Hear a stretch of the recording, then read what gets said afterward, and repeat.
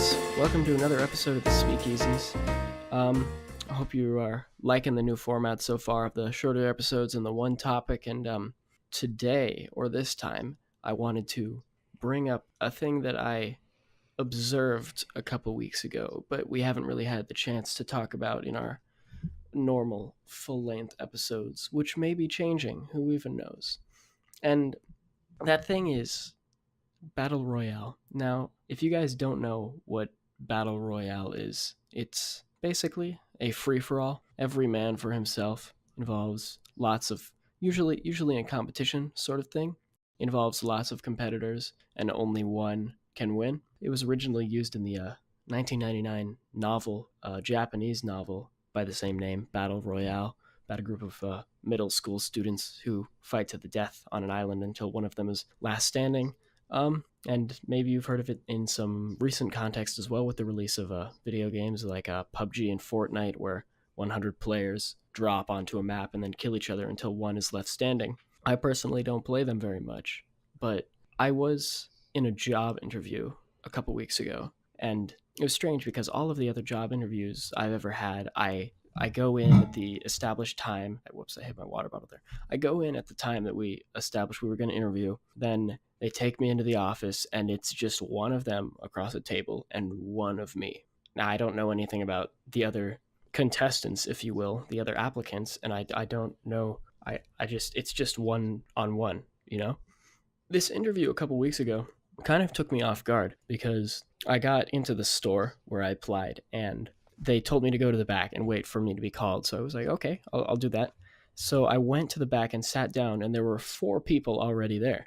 And I was slightly confused as to why they'd have us all sitting down and talking, or if these kids had just got here super early for an interview, or if I had gotten there super late or something, or some of the interviews ran late. But some more kids started to show up, and I was just thinking they were just going to take us one at a time and just do super quick interviews. But it turned out that was not the case. There were about 6 of us at the end, and when the time came for us to be interviewed, the manager person called us back. She called all of us back at the same time. So there were 6 of us being interviewed at the same time, almost like a battle royale sort of thing, where 6 of us entered all at once, and only one would get a job. And I did end up getting the job. Let's just get to that part. I did get the job, and I was talking to a couple other people who got the job as well, and it was for like a seasonal sales associate, so it's not a very long thing. It's a part-time thing. And apparently there were over 100 applicants. Oh my lord. Wow, that was loud. Okay. We can edit that out. Sorry guys. And yeah, I guess we can. Apparently there were over 100 applicants for this one position, and apparently only around 10 of us had actually been hired. And it just got me thinking, has Battle Royale, the concept of Battle Royale, gotten to a point where it's invaded society in more ways than just for entertainment in the forms of books or movies like The Hunger Games or video games like Fortnite? And I just kept thinking about this, and then we recently graduated high school, and I started thinking, this stuff like valedictorian, that is a battle royale. In a sense, only one person can win, and we were part of a class of almost 700. And I thought this was kind of interesting to see, and I just wanted to talk about it today. My question is, before I talk about that, my question is, what did they do during the interview? Like, what did they ask you? Like, how was that set up? It was strange because I guess it was standard retail job interview questions. What is good customer service? What would you bring to this company? But it was weird in that there were 6 of us all together, and we got to piggyback off of each other's answers, or make ours better than the last person, or contradict them. But yeah, I guess it was standard retail things, if that's really what you want to know. I guess what I sort of wonder is maybe they're the employers, that is, they are trying to see how you work in a group dynamic, you know? Well, I'm not. The goal of the company is obviously to sell merchandise, and when you're in a group working for the company, you obviously want to work together with the people that you are with to sell merchandise for the company. And I don't think that's what they were trying to go for, since we were all in a competing environment. We, as far as we knew, six of us entered, and it was only six people that were being interviewed, and only one of us would be getting the job. Hmm, that's intense. I mean, obviously it's just a job interview, but Yeah, that I don't know. That seems like a really strange way of doing it. it was, and that's what got me thinking: is Battle Royale now fully ingrained in our society, even with other job interviews where there's multiple applicants and only one can get it, or for other positions anywhere where multiple apply and only one wins? Have we reached that point as a society? I wonder, do you think you would have felt more comfortable if it was just a solo interview? I think so.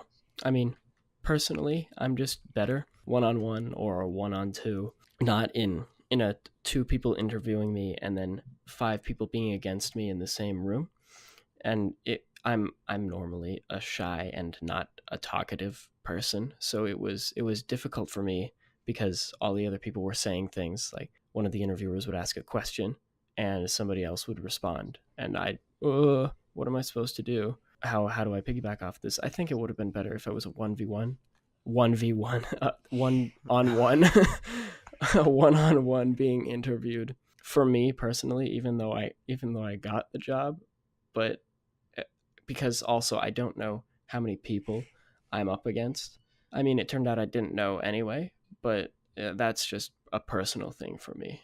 I think to answer your question whether it's ingrained into our societies, I don't think it's become ingrained, but I think it's inherently part of a lot of things today anyway, you know?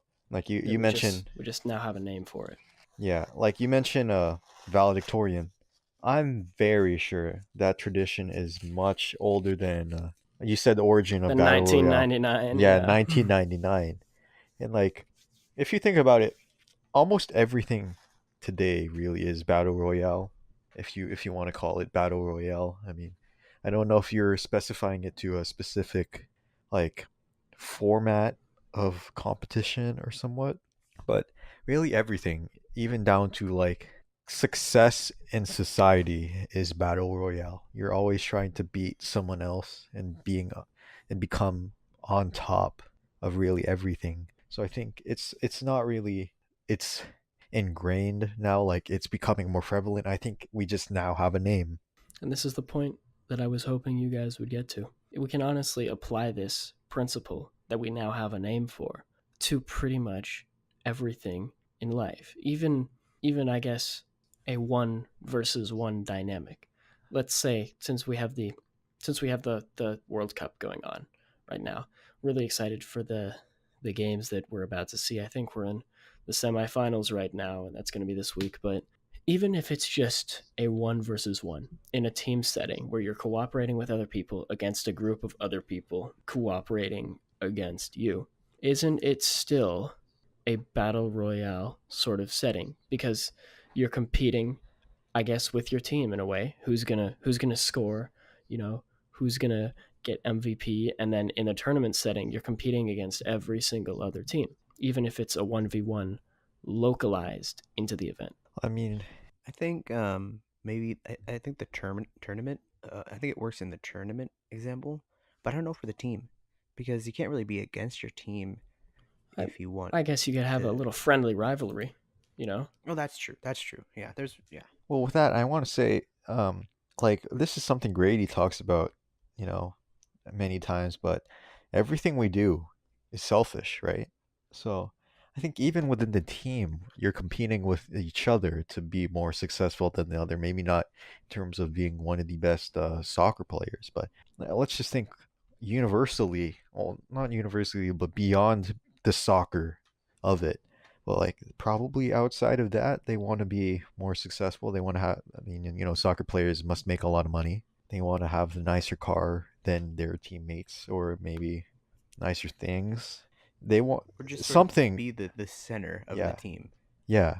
Especially those big players. They're all trying to fight for the best. And even within a team, they're still trying to compete. Maybe they don't realize it. Maybe we don't realize it, but I think it's Yeah, still you there. have your Ronaldos, your Messis, who are sort of the limelight of a lot of their teams, and you may be right. to a certain extent that it is sort of a battle between even two players on the same team because they do want that center of the stage. I carried us to victory Yeah, mentality. exactly. Yeah. That's Like that feeling. if we think I don't personally play PUBG or uh what's that other one called? For Fortnite. everybody knows what it is, Polo, even But if we don't play it. like you gather up in teams, right? Initially, I believe to take out the competition until you are the only ones left, and then you have to fend for yourself. I'm assuming that's how it works, I mostly. suppose if you Was correct. think of it like that, whoever is losing, I guess if let's say in let's just go with the soccer tournament context. We could count everybody to be technically on the same team. Let's say in the group stage when people were on different teams, it based on their country, but let's say they wanted to knock a certain team out of the group stage and they'd all work together, even with the different teams, even when they were competing against each other, to knock one team out. Exactly, and that goes back to like winning the tournament, right?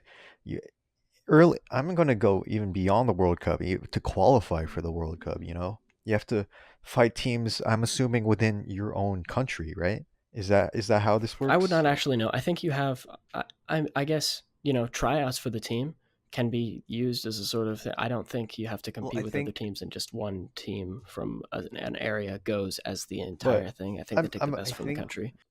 well, I think it's sort of what it is the coach of the national team picks the players Okay. who go to the so for in the US team, some of the players are US citizens, but they play on English club teams, you know? Yeah. ah, So they Mm. just pick from a they just pick from American players just from a Okay. pool. well, even if you look at that, you have to compete with people of your own country, like people that may even be on your own team, and then you get onto that national team, and then when you in the group stage, you have to beat other countries, and then you get onto the final. Whoever wins that World Cup within that team, they're trying to be the most recognized. Who had that winning goal, who had that winning the defend. Yeah. And I think ultimately anything, like Cade said, can be considered battle royale. I think, honestly, what we may be able to take this all down to is we are, I don't know if it's a resurgence or a new movement, or maybe it's just something that we're noticing a little more. I think it's more of a, I think what we're seeing now in society is more of a focus on the individual instead of the group. If you were A competing as a renaissance? team, a renaissance, perhaps. I'm a big not to take us to another conversation. I just want to say one quick statement. I'm a big proponent of the individual. So I hope you're right about that. I hope I am. On the point of being individual, I hope you guys have enjoyed this individual. It's individual topic. Yep. And with that, thank you for listening. Hope you guys enjoyed it. Make sure to stay tuned for the next episode.